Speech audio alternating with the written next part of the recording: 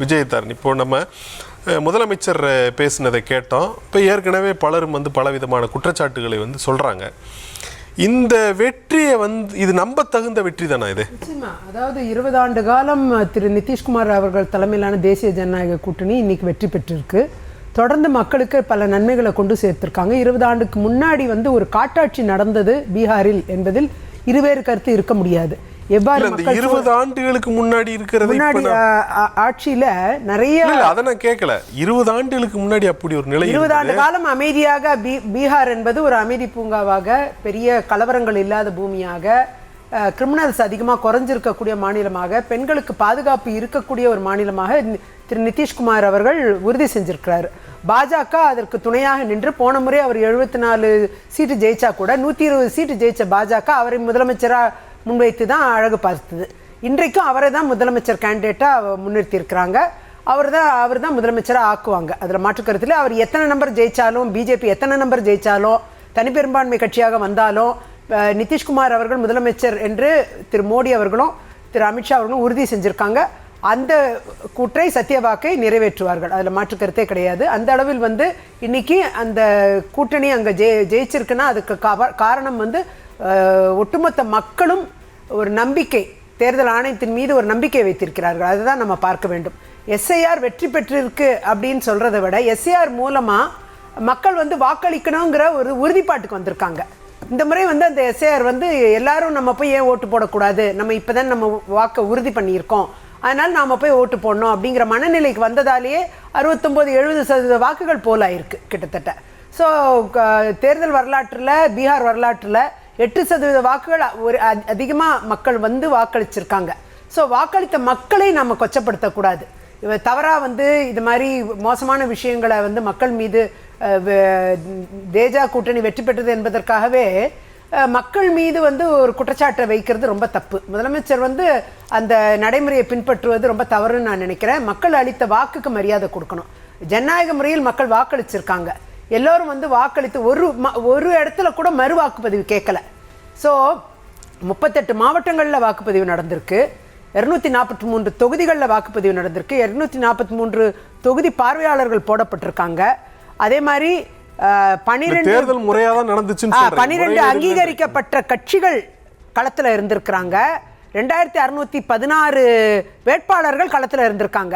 ஆனால் ஒருத்தர் கூட தேர்தல் மறு வாக்குப்பதிவு வேணும்னு ஒரு ஆள் கூட கேட்கல. ஸோ அதுதான் நீங்கள் பார்க்கணும். கேட்டிருந்தாங்கன்னா இன்னைக்கு அது எவ்வளோ பெரிய நியூஸாக இருந்திருக்கும். ஸோ எல்லா பூத்துலேயும் முறையாக வாக்குப்பதிவு நடந்திருக்கு. முறைகேடு நடந்திருந்தா மக்கள் கேட்டிருப்பாங்க. ஒருத்தர் கூட அது மக்கள் கேள்வி எழுப்பலை. இன்னைக்கு மீடியா எவ்வளோ ஆக்டிவாக இருக்குது, சோஷியல் மீடியா எவ்வளோ ஆக்டிவாக இருக்குது. யார் என்ன செஞ்சாலும் உடனே அது வெளியில் கொண்டு வந்துடலாம். அது ஈஸி தான். எதிர்கட்சிகளே ஒருத்தர் கூட மறு வாக்குப்பதிவு கேட்கல. அப்படிங்கிற பட்சத்தில் இன்னைக்கு தேர்தல் முறையாக நடந்த தேர்தலை பல்வேறு காரணங்களை சொல்லி, எஸ்ஐஆர் இந்த மாதிரி காரணங்கள்லாம் சொல்லி ஜனநாயக முறையில் தேர்ந்தெடுக்கப்பட்ட எடுக்க போகிற ஒரு அரசை விமர்சனத்துக்கு உள்ளாக்குவது, இது மாதிரி நையாண்டி பண்ணுறதெல்லாம் ரொம்ப தவறுன்னு நான் நினைக்கிறேன். அந்த வகையில் இன்னைக்கு பிரதமர் மோடி அவர்கள் இன்னைக்கு அவரும் சரி, திரு நிதிஷ்குமார் அவர்கள் எடுத்த முயற்சி டபுள் இன்ஜின் சர்க்கார் என்று சொல்லக்கூடிய மத்தியில் இருக்கக்கூடிய ஆட்சியும் மாநிலத்தில் இருக்கக்கூடிய ஆட்சியும் ஒரு சேர அமைந்திருக்கும் பட்சத்தில் மாநிலத்துக்கு நிறைய நன்மைகள் சேரும். அதோடைய ஒரு முழு உதாரணம் பீகார் ஒரு முழு உதாரணமாக நாம் எடுத்துக்கணும். இங்கே முழுக்க முழுக்க மத்திய அரசோட எல்லா திட்டங்களுக்கும் அங்கீகாரம் கிடைக்குது. இன்னைக்கு தமிழ்நாட்டில் பாருங்க, ஆபா இன்சூரன்ஸ்க்கு அங்கீகாரம் கிடையாது, மத்திய இன்சூரன்ஸ்க்கு இங்கே அங்கீகாரம் கிடையாது. அது மாதிரி நிறைய மத்திய திட்டங்களுக்கு இங்கே அங்கீகாரம் கிடையாது. அதனால் என்ன ஆகுது, மக்களுக்கு அந்த திட்டங்கள் போய் சேர மாட்டேங்குது. ஆனால் இரண்டு இடத்துலையும் மத்தியிலையும் மாநிலத்திலையும் ஒரு சேர ஆட்சி இருக்குமே, ஆனால் எல்லா திட்டங்களும் மக்களுக்கு போய் சேரும், எல்லா நன்மைகளும் போய் சேரும். மத்திய அரசு அறிவிக்கக்கூடிய இந்த 10,000 ரூபாய் திட்டம் இங்கே தமிழ்நாட்டில் கிடையாது, கொடுக்க மாட்டாங்க. அந்த ஒவ்வொருத்தருக்கும் 10,000 ரூபாய் கிடைக்கிற அந்த திட்டம் ஒரு மிகப்பெரிய திட்டம், அதை இங்கே தமிழ்நாடு அரசு அமல்படுத்த விட மாட்டேங்குது. அதே மாதிரி விவசாயிகளுக்கு கொண்டு சேர்க்கக்கூடிய நிதிகள் அது கூட இங்கே அமல்படுத்துறதுல பெரிய சிரமம் இருக்குது. மத்திய திட்டத்தை இங்க அமல்படுத்த முடியல, விவசாயிக்கு அந்த பணம் போய் சேர மாட்டேங்குது. அப்படிப்பட்ட நெருக்கடியை திமுக அரசு இங்க கொடுத்து கொண்டிருக்கிறது. இப்ப நீங்க புரியுது உங்களுக்கு 2026ல இங்க தமிழ்நாட்டிலையும் தேசிய ஜனநாயக கூட்டணி ஆட்சி வர வேண்டும் என்கிற உங்களுடைய ஆசை எனக்கு புரியுது. நிச்சயமா வரணும். வந்தாதான் மத்திய திட்டங்கள் எல்லாமே இங்க நிறைவேற்றப்படும்.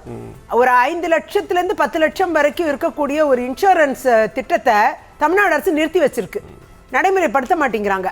அந்த இன்சூரன்ஸ் திட்டம் நிறைவேறும் பட்சத்துல இன்னைக்கு எவ்வளவோ நோயாளிகள் பெரிய பெரிய அறுவை சிகிச்சைகள் அவங்க மருத்துவ காப்பீடு திட்டம் வச்சிருக்காங்க. அந்த மருத்துவ காப்பீடு திட்டத்தினால எந்த பலனும் இல்லை, யாருக்குமே எதுவுமே வந்து சேர்றது இல்லை, யாராலையும் எந்த காப்பீடும் அவங்க பெற முடியல. ஆனா மத்திய காப்பீடுல 5ல இருந்து எக்ஸ்டெண்டடா 10 லட்சம் வரை இருக்கக்கூடிய சர்ஜரிஸ், ஈவன் காக்குலர் சர்ஜரி 25 லட்சம் கொடுத்து செய்யக்கூடிய சர்ஜரிஸ் கூட அதுல அப்ரூவல் வாங்கி பண்ண முடியும். அப்படிப்பட்ட திட்டத்தை இன்னைக்கு தமிழ்நாட்டில் அமல்படுத்தாம இருக்கிறதுனால பிரைவேட் ஹாஸ்பிட்டல்ஸ்ல கூட மக்கள் அந்த திட்டத்தை எல்லா நாடு முழுக்க அமல்ல இருக்கு. ஆனா தமிழ்நாட்டில் அது அமல்ல கிடையாது. பிரைவேட் ஹாஸ்பிட்டல்ஸ்ல மெடிக்கல் காலேஜஸ்ல எல்லாம் இதை அமல்படுத்தினாங்கன்னா இந்த திட்டத்தின் வாயிலா மக்கள் முழுமையா பலனடைவாங்க. இது எல்லாருக்குமான திட்டம். நீங்க வந்து பிரைவேட் இன்சூரன்ஸ் வச்சிருக்கணும்னு அவசியமே இல்லை, எல்லாருக்குமே இந்த ஆபா வந்து சேர்ந்துரும். உங்களுடைய நிறைவு கருத்துக்கு நன்றி விஜயதாரணி. எங்களோட அரங்கில் வந்து உங்களுடைய கருத்துக்களை பகிர்ந்து கொண்டதற்கு நன்றி.